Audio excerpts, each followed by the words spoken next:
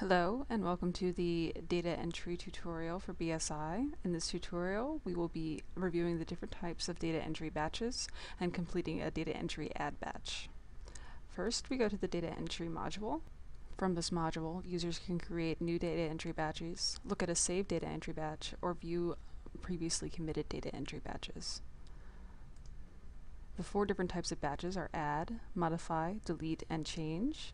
Add batches add specimens to the database. Modify batches modify existing specimens in the database. Delete batches will delete a specimen permanently from the database, and change batches will change the BSI IDs of a specimen in the database.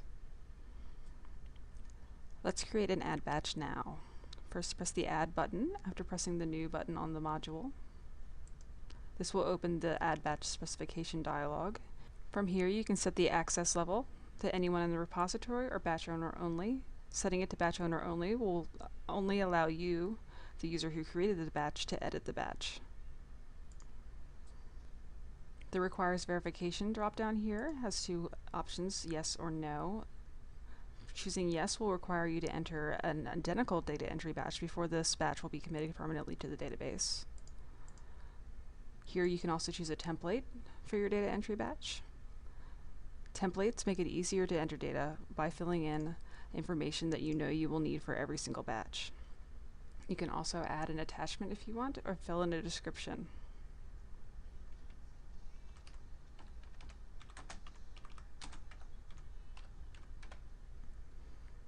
Once we're done with this specification dialog, we press OK. This will open a new add batch. In an add batch, the required information will be shown as red in BSI. Optional fields will appear as gray. Now we are going to fill in all of the required information. First is the date drawn field. This field indicates when the sample was actually drawn from a patient.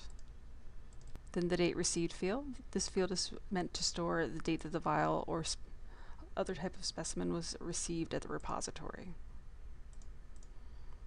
The material type. This field indicates what material the specimen actually is.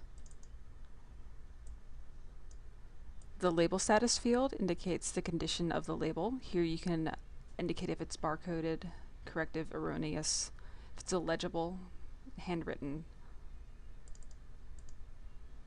Study ID allows you to associate a study with your specimen.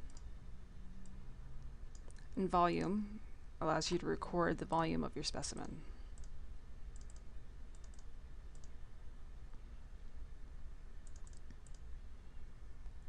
After this, we need to assign a BSI ID.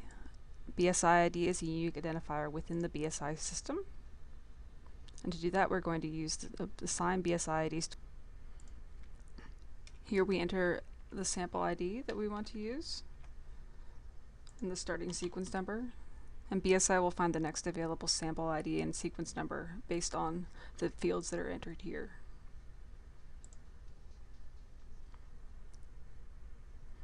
After we've assigned a BSI ID, we now need to assign locations. And we're going to do that by reserving locations with the location tool. Once again, we go to the tools menu, choose reserve locations, and then choose reserve locations using location tree. This tool will actually show the way that the freezers are set up in locations. We can expand and collapse and search on any level of the freezers.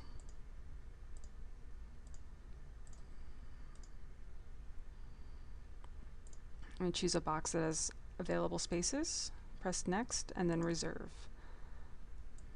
Our locations will now be reserved and the location ID field will be filled in. After assigning locations, we can now check level 2 errors to make sure we're not missing any information. When nothing appears here, so we are ready to commit. Committing data will permanently save it to the database. To make any changes to our data after it is committed, we will need to do a mod batch. While it's currently in a saved state right now, we can make whatever changes we want, but after it's committed, a mod batch will need to be made. Press commit. A warning will appear telling you that you're about to make permanent changes to the database. If you're ready, press OK. A message will appear saying that it's being committed. And if we are successful, a message will appear saying we committed a batch successfully. Thank you for watching this data entry video on how to create an add batch and commit. For more information about BSI, please visit us at trybsi.com.